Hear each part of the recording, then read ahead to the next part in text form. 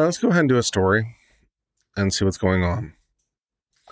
A U.S. judge has blocked the Air Force from kicking out, and the title at least says punishing thousands of unvaccinated troops. So some troops have not gotten the COVID vaccine.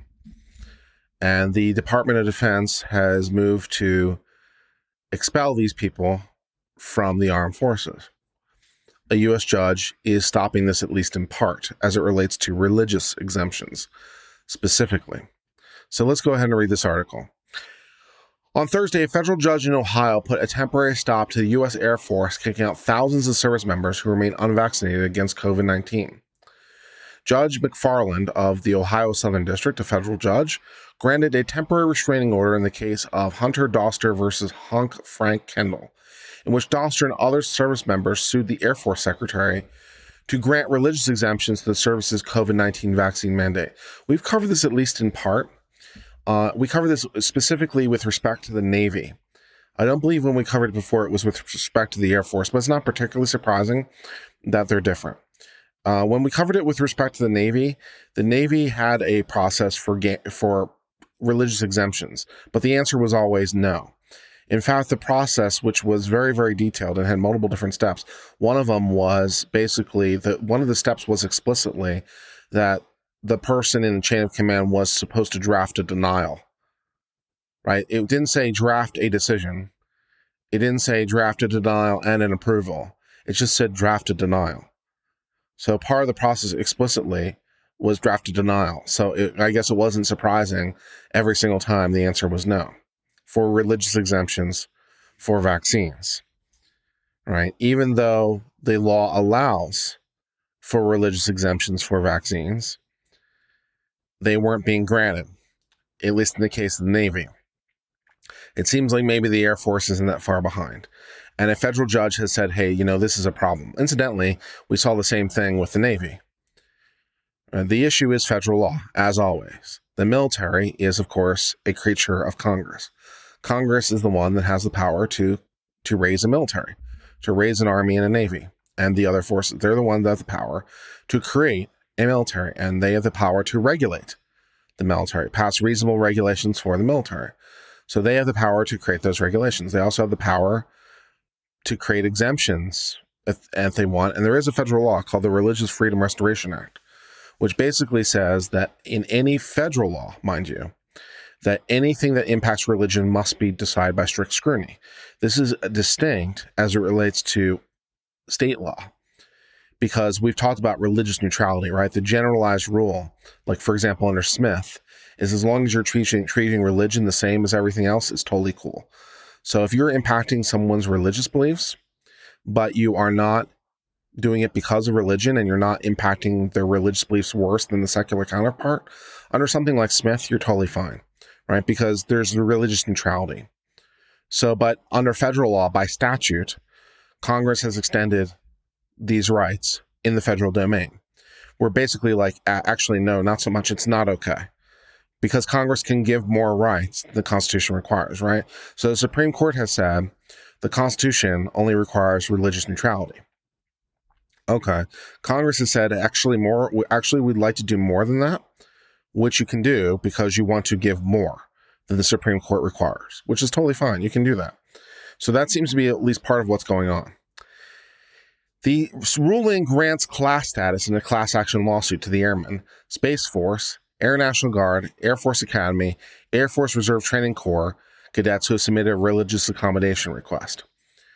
So all the affected class members, which is basically every member of the Air Force and Space Force in so many different forms, is now being represented by this class, who submitted a religious accommodation request for the vaccine and who were confirmed by the Air Force chaplain as having a sincerely held religious belief and either had their request denied or still pending accommodation.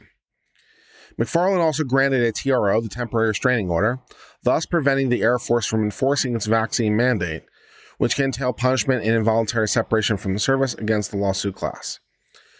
Quote, they face separation from the Air Force and other disciplinary measures. A single injunction would provide relief to the entire class, right? All right, a federal judge is telling the military they can't do something because of an operation of a federal statute or federal law. If Congress grants certain rights, then the military can't take those rights away. So, right. Indeed, the main purpose of the lawsuit class is to provide relief through a single injunction or declaratory judgment. Because they have a uniform, maintained policy of overruling religious objections to the vaccine, they've acted on grounds that are consistent to the class. Every member of the class is sufficiently alike. In a class action lawsuit, in order to put people together in a class, their claims have to be sufficiently related. They have to be sufficiently similar because we're trying to adjudicate the entire class.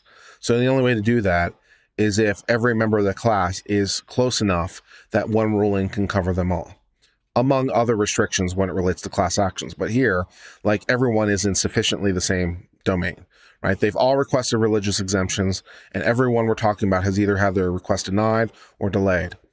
So that's sufficiently similar. Like, we don't really care much beyond that what the facts are because pretty much nothing else is really relevant. They have a religious reason. They've applied for a religious reason. They're being denied.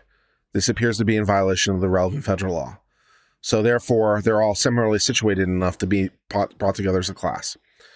Total logical sense. As the Air Force latest vaccination statistics post, 6,800 members were denied religious accommodations, while 2,800 requests remain pending, and only 104 have been approved. This seems like a very low rate. So of the ones that have been processed, which is about 9,000, because we can do math, well, 6,900 if we want to be precise, of the 6,900 that have been processed, only 100 have been granted. So that's a rate of 1 out of 69 where we had an approval. So that's less than 2%. So that's pretty low. In the case of the Navy, it was 0%, so it was even worse. But either way, it seems like maybe these religious accommodations are not being processed according to the relevant law, because Congress has passed the Religious Freedom Restoration Act, and they've passed other acts that are granting religious exemptions to members of the military. They don't necessarily have to, because, again, religious neutrality. So they don't have to grant religious exemptions. If they said, hey, whether you have a religious exemption or not, you have to get the vaccine, right? As long as we're not treating religion worse, we're consistent with Smith. We're consistent with the relevant case law. So we can be like, yeah, we're ignoring your religious exemption because we're just treating you the same as everyone else. But Congress doesn't have to do that, especially when it comes to the military, where Congress gets a lot more control in terms of the regulations that apply than they would in another context. The ability of Congress to regulate the military is more than that would be in relation to the civilian sector because of the nature of what a military is. And also they have independent legal authority for regulating the military instead of the civilian sector. There's special provisions in the Constitution for it. So, there was that. McFarland has ordered the Air Force to provide a response as to why he should not extend the TRO into a preliminary injunction that would apply over the course of the lawsuit. So it's like, well, it's a 15-day restriction, but why shouldn't I extend it as long as the lawsuit is proceeding? And there might be valid reasons. TROs are a disfavored remedy, but they're not unheard of. They're not, I guess rare would be an appropriate description for a TRO outside of domestic violence restraining orders, where they're kind of in their own little domain. But outside of domestic violence restraining orders, TROs, I think you could reasonably characterize as rare, but they're not like unheard of. So, and he wants to convert it into a preliminary injunction. So it's like, well, why shouldn't I do that? Okay, well, let's get some reasons if they are there. Matt Staver, the founder and chairman of the Liberty Council, a religious freedom organization that's supporting the Air Force members, has said, this is a great decision that grants protection for religious freedom from all Air Force personnel under the unlawful COVID shot mandate. The mandate itself is almost certainly not illegal, because the members of the military have to get all kinds of vaccines and all kinds of other things. The mandate itself is not illegal. The problem is the processing of the religious exemptions, which is covered by various aspects of law. So that seems to be the issue.